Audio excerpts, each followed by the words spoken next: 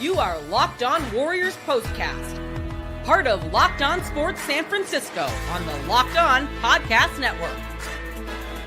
Your team every day.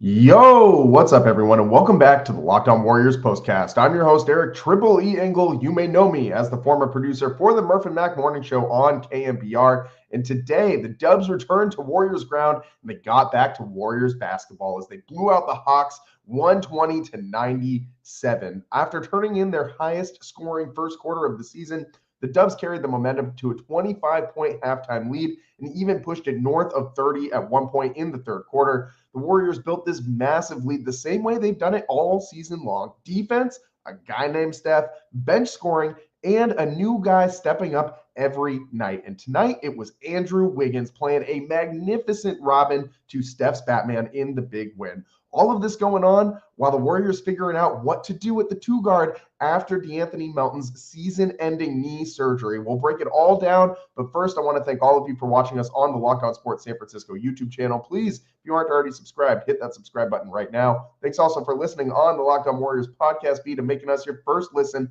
following these Dubs games. Make sure to check out the Locked On Warriors Daily Show for more in-depth coverage as your second listen. Today's episode is sponsored by PrizePicks. Download the PrizePicks app today and use code LOCKEDONNBA to get $50 instantly when you play just $5. You don't even need to win to receive the $50 bonus. It's guaranteed. PrizePicks, run your game.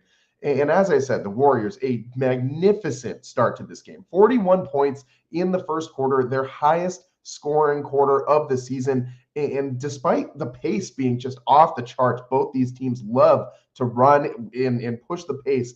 Two of the top five highest paced teams in the NBA.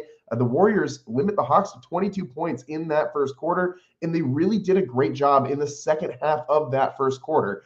They really put the defensive clamps on after the bench came in and everything. It looked great. Early on, the bench really gave the Warriors a big boost.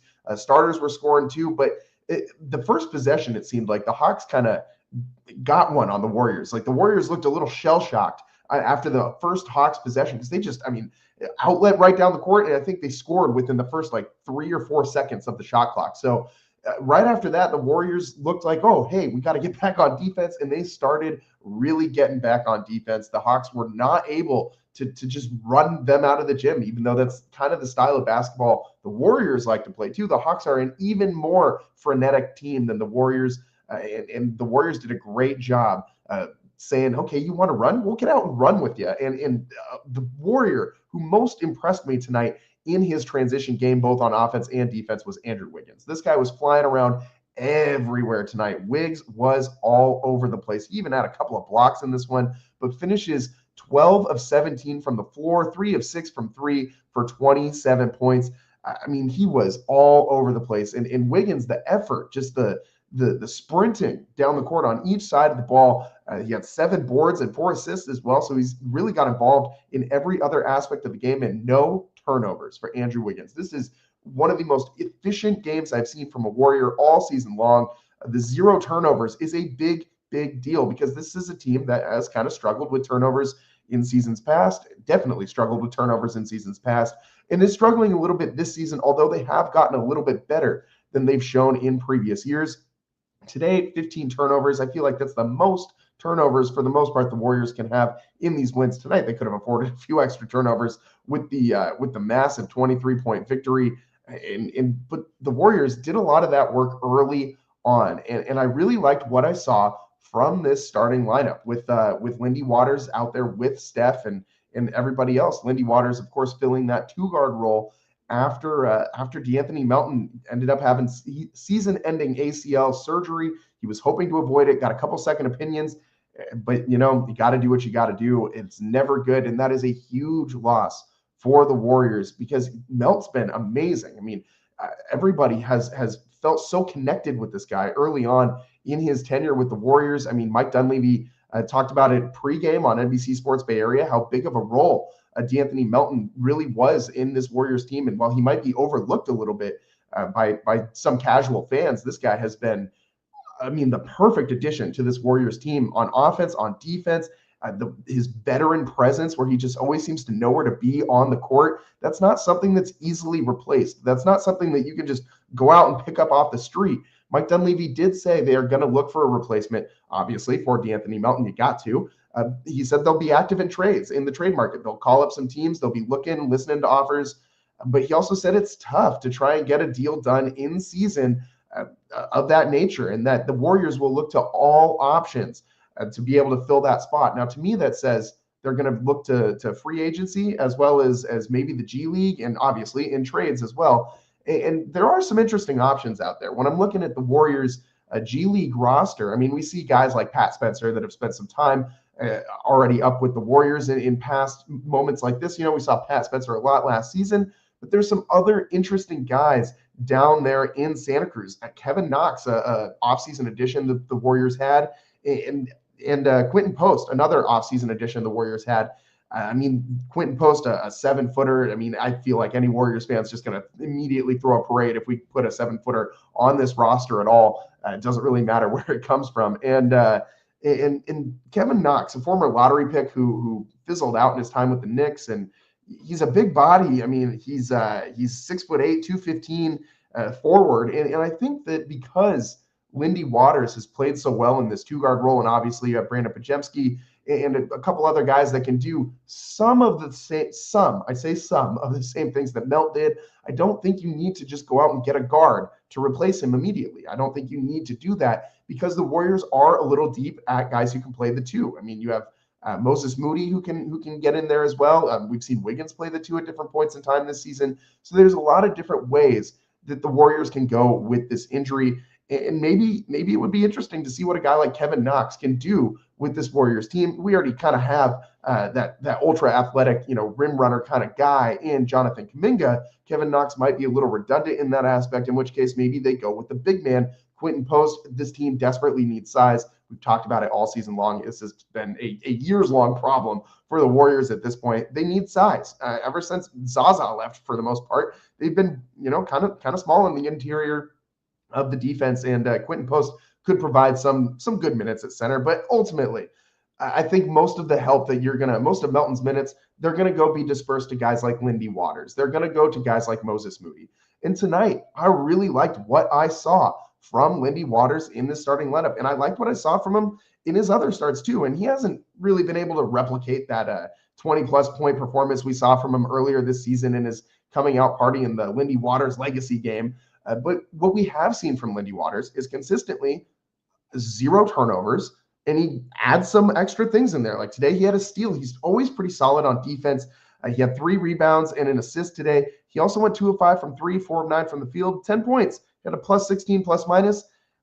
I'll take that, man. Like, you don't need to be the most prolific scorer starting next to Stephen Curry. You don't need to be that guy. You need to be a reliable guy who makes the right choice and knows where to be on the floor and knows how to play off of a guy like Steph Curry. And that's where DeAnthony Melton's value really was, because the veteran leadership, the veteran presence of a DeAnthony Melton was something that really allowed this offense to do anything it wanted to do. It really unlocked a lot of things, a lot of the off-the-ball movement for Curry. He's a second ball handler out there. Sometimes he would play point guard for the second unit, essentially, which the second unit seems to really be missing a true ball handler, but the Warriors seem to be getting by without one just fine.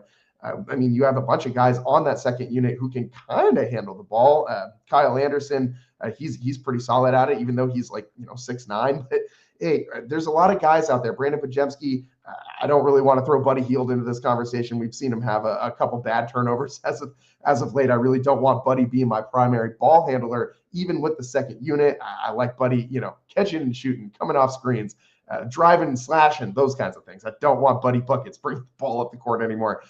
We saw him kind of just throw one away today, just bad, sloppy turnovers. Those are the kinds that you need to prevent. I mean, if the Warriors can avoid those self-inflicted wounds, they're much better off. And so Buddy kind of brings a little bit of that onto this team. I don't think he's the answer for the ball handler for the second unit. So maybe that is something that they do need to go and figure out. But I think for the most part, they can probably get by with this just incredibly deep second unit. I mean, we're not going to have a 13-man rotation anymore. So I guess the pundits were right. We're going to have to stick with a 12-man rotation because Melt got hurt, so now you only got 12 instead of 13. But hey, you have a 13-man rotation. You are 13 deep. You can afford an injury or two, and you can kind of disperse those minutes elsewhere amongst the players on this team. As long as it's not Steph Curry or Draymond Green getting injured, I think this Warriors team is really built to survive something like this. And while every one of these role players like has a massive role, like I mean, I feel like we should come up with a new name for them, because they're not just like any other role players. I mean, the Warriors role players, I mean, they're all getting active minutes. I mean, there was only two guys on this team who played 30 minutes tonight. It was Wiggins and Steph, and they both played exactly 30 minutes. But when you're looking at the run that these guys are getting, Jonathan Kuminga, 15 minutes, Kevon Looney, 13 minutes, Kyle Anderson, 15 minutes, Buddy Hield, 20 minutes, Moses Moody, 19 minutes, Brandon Podziemski, 15 minutes. That's a lot of run for your bench, and that is incredibly deep.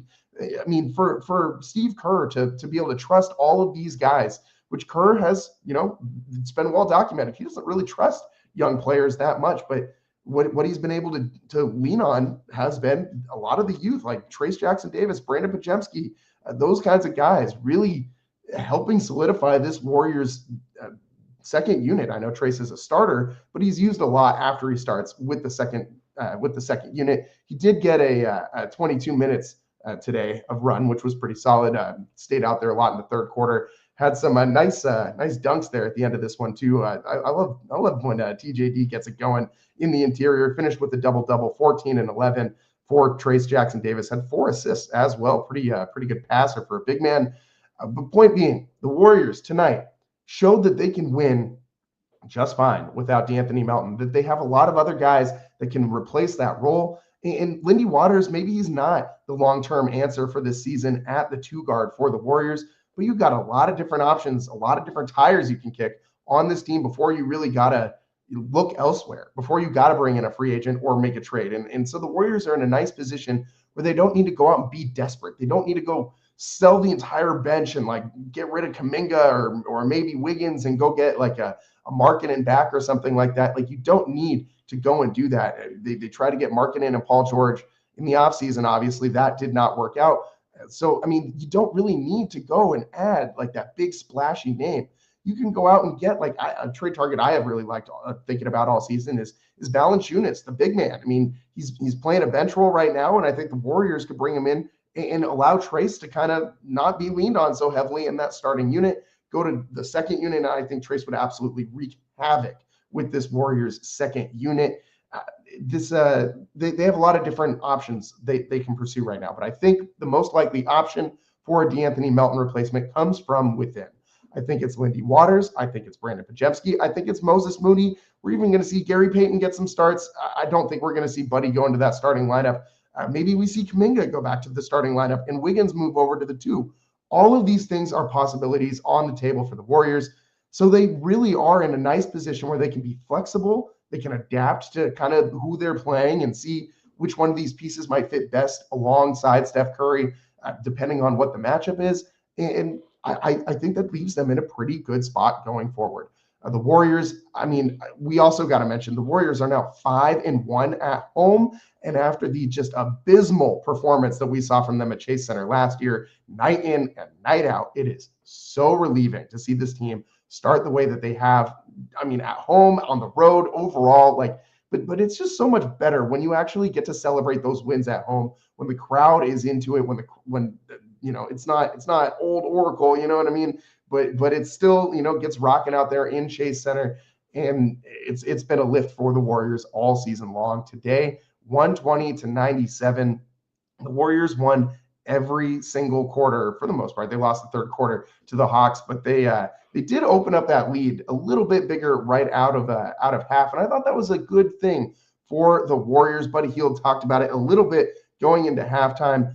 Said that, they've been giving up a lot of comebacks lately and they needed to keep their foot on the gas pedal. They did just that. They took a shot to the face late in the fourth quarter when the Hawks were coming back, and they stood their ground. And Brandon, speaking of taking shots in the face, Brandon Podziemski just cannot catch a break. This guy just got the mask off from his prior broken nose and then takes a Clint Capella fist to the face in this one, trying to grab a rebound. It was an inadvertent, connection from the Capella fist to the Brandon Podziemski nose. But it was just poor guy, dude. He's tough as nails, and I feel like he's constantly just getting banged up, and he still just finds a way to get out there.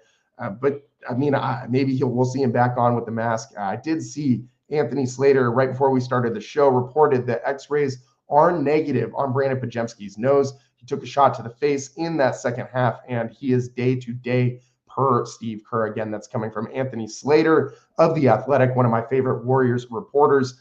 The Athletic just cleaning up on Warriors coverage, by the way. Marcus Thompson, Anthony Slater, like, doesn't get that any better than that when you're looking for like your written Warriors coverage. Obviously, if you're looking for Warriors podcast, you got to come right here to the Locked On Warriors postcast and to the Locked On Warriors podcast daily show. But hey, man, this game tonight, I thought it was great for the Warriors to get back to their defense. And I thought it was a statement, a little bit of a statement game, because this Hawks team is a prolific scoring team, one of the top 10 scoring teams in the NBA. They love to push the pace, and this Warriors defense was up to the test. Let's talk about that next on the Locked On Warriors postcast.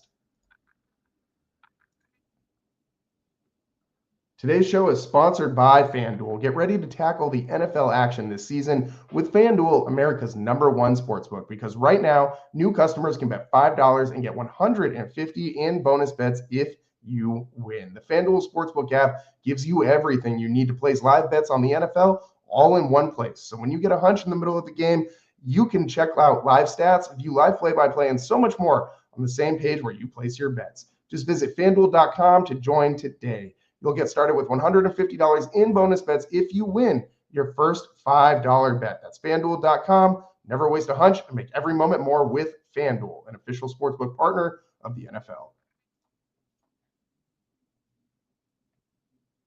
Welcome back to the Locked On Warriors postcast. I'm your host, Eric Triple E Engel. Tonight, the Warriors 120-97 win over the Atlanta Hawks. They clipped those bird wings, and the Warriors just, glided to a victory in this one. It felt like they just, every time the Hawks kind of made a run, the Warriors punched right back. And I really liked that oomph that they showed, that never, they didn't want to get walked on in the second half of games. Buddy Hield talked about that at going into halftime on the NBC Bay Area broadcast. And that's exactly what the Warriors did in the second half. They came out with an attitude. They increased that lead. And when the Hawks started to fight back, the Warriors, responded with some runs of their own. The Warriors, at one point, this lead got down to like 16-ish. I think it was down to 16 in the fourth quarter. And the Warriors end up winning this one going away by 23 points. So that shows me that they didn't just lay down and die. They didn't just rest on the work that they had done earlier in that game. They wanted to step on the neck of their opponent and crush them. And that's exactly what the Warriors did in the second half of this one.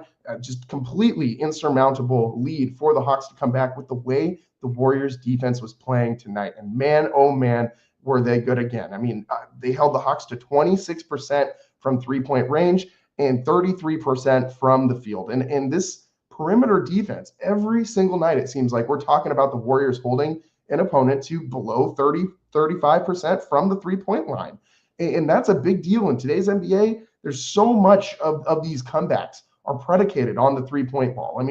We talk so much about how 30-point leads are just, not non-existent leads basically in today's NBA. They just evaporate like 10-point leads of old. And now the 30-point lead is the old 10-point lead. Or is the new 10-point lead. So the Warriors, the reason, a big difference why they're able to limit these comebacks this year versus last year is this perimeter defense. If you're not allowing teams to make all these three balls, you're not going to really give up a whole bunch of comebacks. The Hawks also couldn't buy a bucket at the free throw line, which was nice for once, because the Warriors also couldn't buy a bucket at the free throw line. Hawks missed 9 of them tonight. Warriors missed 6. So, both teams, in the 60s for 60-something% from the free throw line tonight. So, that continues to be a problem for the Warriors. But they didn't put the Hawks on the line enough for that to really make a huge difference in the second half. You see a lot of teams kind of start to grind away at the Warriors that way late in games. Today, that didn't happen. The Warriors didn't give up a bunch of three balls. They are so good at closing out and contesting all these perimeter shots. It has been so fun to watch this Warriors team this season, just getting after it. And the pace has been that the Hawks were going to come out here with. Like, the Warriors play with pace. They always have. We know this. But the way that they, the way that they matched what the Hawks were trying to do and just did it better than they could was really impressive to me. Overall, the way that the Warriors were clamping down on defense, getting in passing lanes, creating steals and creating turnovers. They win the turnover battle tonight. The Warriors end up with 10 steals and 7 blocks. I mean, they were active all over the defensive end of the floor, help defense sliding all around. And those contests, man, it is every single shot from the perimeter. The Warriors someone's flying out there and getting a hand up. And it doesn't matter if that's your man, like the help defense on these perimeter contests has been so different this year than anything that I've seen from the Warriors in the past. Like, this team looks so connected on defense, and we have to credit Jerry Stackhouse for that. I mean, obviously Draymond Green is on a warpath to win his second Defensive Player of the Year award, which is just malpractice by the NBA as a whole. This man should have far more than one Defensive Player of the Year awards at this point in his career. But he needs to win the second one this year. Hands down, he's got to be the leading favorite at this point. And Jerry Stackhouse has really lifted this Warriors defense, just revolutionized it. Draymond Green isn't just like, the Lone Ranger out there trying to just shut guys down and then Andrew Wiggins sometimes showing up for his perimeter defense. It is every single guy on this roster. I haven't seen Steph play defense this good since he led the league in steals. It has been a while since we have seen Steph Curry be this active on the defensive end of the floor. And when you have your superstar, getting involved, getting in passing lanes, when you have 36-year-old Stephen Curry going out there doing what he's doing on the defensive end of the floor, he had 2 steals and a block tonight. When your superstar is going out and doing that, it makes everybody else get up for the same thing. And Draymond Green is going to hold people accountable. Jerry Stackhouse holding people accountable for sure.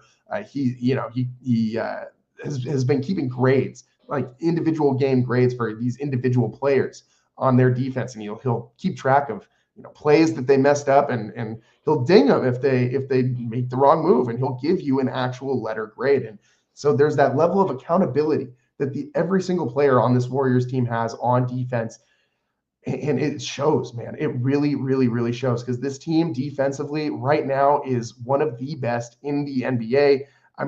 Everything that they're doing defensively, their defensive rating is 4th in the NBA.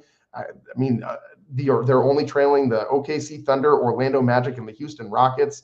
All great defensive teams, all really long teams. The Thunder obviously missing a lot of size right now, missing Holmgren and Hartenstein. But nonetheless, these teams are all phenomenal defensive teams. And the Warriors have just skyrocketed up into the conversation of best defensive team in the NBA. That's amazing. That's an incredible turnaround for what the Warriors went through last year. They did have a pretty solid defense in the second half of the season, but the amount of times that they let opponents come back in the second half, the amount of times that we just didn't see this level of effort, this level of hustle, this level of heart on the defensive side of the ball last season, it looked like a completely different team this year. And wow, it's just amazing to watch this team play defense and turn these defensive possessions into big offensive possessions. The Warriors, really doing a great job in the break tonight. They beat the Hawks 21-16. The differential was much greater before the fourth quarter started.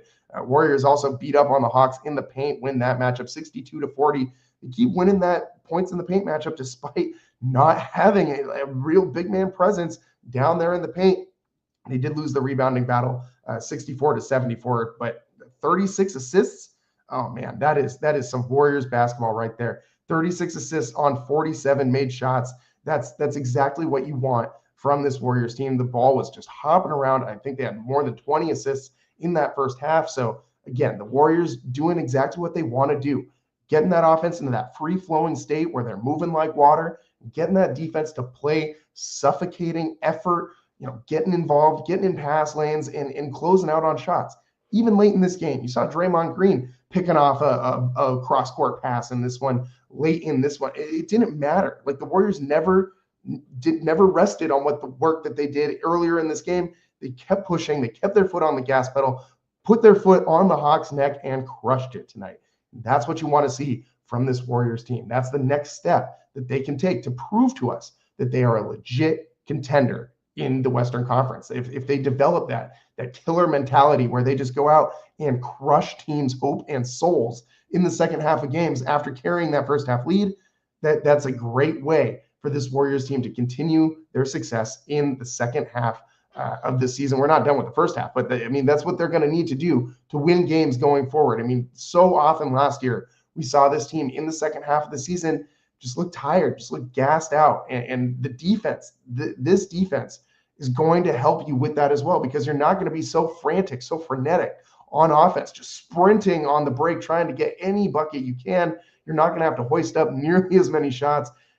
Playing the effort on defense allows this team to stay a little bit more fresh. It's going to allow them to be in every single game that they played this year. There's no team in the NBA that can just outscore this Warriors team, because the Warriors defense will come to play every single night and are going to make life a living hell for anybody on the other side of the floor.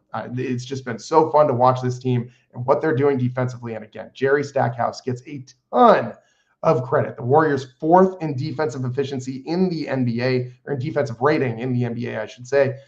Just playing out of their minds right now on the defensive end of the ball. And I was really impressed, again, that they were able to respond so quickly to the Hawks' pace tonight. That first bucket the Hawks scored, they scored it so early in the shot clock, and the Warriors defense looked a little stunned. Did not take them any time at all to react and to adjust. The very next possession, they were all back ready on defense, waiting for that transition play from the Hawks, and the Warriors responded. They reacted well to what the Hawks were trying to do, and they shut it down, man. So the Warriors, excellent win tonight, 120-97. We got a few more notes on the other side that we got to go over here on the Locked On Warriors postcast. Stick with us. We'll be right back. Today's show is sponsored by PrizePicks. PrizePicks is America's #1 daily fantasy sports app with over 10 million active members. PrizePicks is the easiest and most exciting way to play daily fantasy sports. And unlike other apps on PrizePicks, it's just you against the numbers. All you do is pick more or less on 2 to 6 player stat projections and watch the winnings roll in. You can now win up to 100 times your money on PrizePicks with as little as 4 correct picks. You can turn $10 into $1,000. PrizePicks also offers weekly promotions that can lead to big payouts like Taco Tuesday. Each Tuesday, PrizePicks discounts select player projections up to 25% to provide even more value for your lineups. Think Steph Curry will get more than 4 3-pointers next week? Anthony Edwards for more than 27 points? Cook up hot takes with your friends and win real money this basketball season when you and your crew run your game on PrizePicks. Just download the app today and use code LOCKEDONNBA to get $50 instantly after you play your first $5 lineup. You don't even need to win to receive the $50 bonus. It's guaranteed. Again, download the PrizePicks app today and use code LOCKEDONNBA to get $50 instantly after you play your first $5 lineup. You don't even need to win to receive the $50 bonus. It's guaranteed. PrizePicks, run your game. Welcome back to the Locked On Warriors postcast. I'm your host, Eric Tripoli Engel. Tonight, the Warriors dominate the Atlanta Hawks. 120-97 win at Chase Center. They pick up their 5th win of the year at home. They're now 5-1 in their first win on that brand new looking, like that new court, man. That thing was sick. I love the bridge with the fog rolling in. Like that was a very, very cool court design. And I feel like I'm kind of a purist. Like I'm really not a fan of these most of the NBA Cup courts. This wasn't an NBA Cup game, so that's not what this was. But most of these new courts that the NBA rolls out there, it's got like some neon color, like a neon green or a neon blue or something, or red. Oh my God, red is my least favorite one. Anything on a red surface, any sport on a red surface is a tough watch. I had to watch a lot of Cal Poly football in college, and they had an opponent in their division that had a red turf field, and that was painful on my eyes as well. So I really hate those red courts. I hate the green courts. It's just not my vibe, man. I don't need a fluorescent neon color in my, when I'm trying to watch basketball. I just need a regular hardwood court. You know what I mean? But tonight, hey, that thing looked pretty cool. I did really like what they did with that court. And the jerseys, man, the new City Edition jerseys are pretty fun. They give me kind of like a vibe of like a mix between the old and the new. They go back to the navy blue and the orange, like the burnt orange that the old Warriors used to have. That was one of my favorite jerseys of all time, like the Jay Rich Warriors jerseys, the We Believe Warriors jerseys. and they kind of, smashed up that with the Golden State logo that they have on the current ones, and the lettering that actually says Golden State instead of just Warriors across the front. It was a really cool jersey, man. I think the Warriors have done a pretty good job in recent years with their City Edition jerseys. But this one, I think, is probably my favorite of all the ones that they've come out with recently. This one is pretty damn cool. And I just thought it was fun. Like, it just added to the game, like the viewing aspect of it. It was pretty cool. And just some other news and notes from today's game. Trae Young and Lindy Waters III, former high school teammates. I thought that juxtaposition was really interesting, man, because on one hand, you have Trae Young, Ice Trae, like superstar since college, was crowned as like the new Steph when he was still, launching those 30-footers for Oklahoma. And he's been anointed since he was in high school, basically. Super high prospect coming out of high school. But Lindy Waters III, this guy was a DoorDash driver, literally trying to make ends meet while he was, toiling away in the G League and just doing whatever he could to make his way into the NBA. And how cool is it that these two guys got to match up with each other, both in starting lineups and teams facing off against each other in the NBA, former high school teammates, in two just dramatically different routes to the NBA. Crazy, and awesome that Lindy Waters never gave up on that NBA dream. And how great is it that the Warriors got this guy basically for nothing on draft day, and now he is your starting two guard. This story has been so fun this season. Lindy Waters, his coming out season, his coming out party. The guy is one of I think he's the only Native American in the NBA, and that's another really cool thing that this guy is adding to his legacy.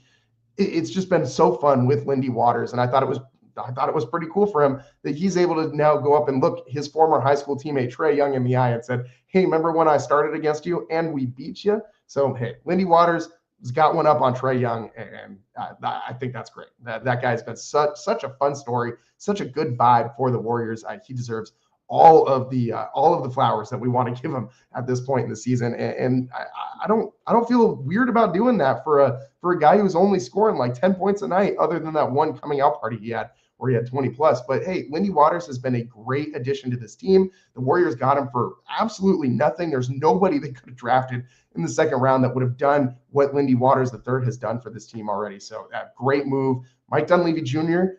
has had multiple great moves in this offseason, and that's just another one of them. You can throw it on the pile. Dunleavy, a lot of people questioned what the Warriors were going to look like with Bob Myers going out the door. I think we all got to give Mike Dunleavy a little bit of credit and appreciation at this point, because he has shown that he's pretty damn good at that job too. That's all the time that we got for you guys today. Again, the Warriors smashed the Hawks at Chase Center, 120-97. Steph, a cool 23 on just 10 shots, 7 to 10 shooting for Steph, 4 of 6 from 3 tonight, 5 of 5 from the free throw line. The Warriors need some other guys to, go 100% from the free throw line in these coming days. That's, again, 66.7% from the line. But you win the turnover battle, you win the points in the paint battle, you win the transition battle, and you hold the Hawks to under 100 points. This defense is great, man. It's here to stay. It's going to propel the Warriors to a lot of wins this season. That's all the time we got for you guys today. Thanks for tuning in. I'm your host, Eric Triple E Engel. We'll see you next time on the Locked On Warriors postcast. Thanks for tuning in. Peace.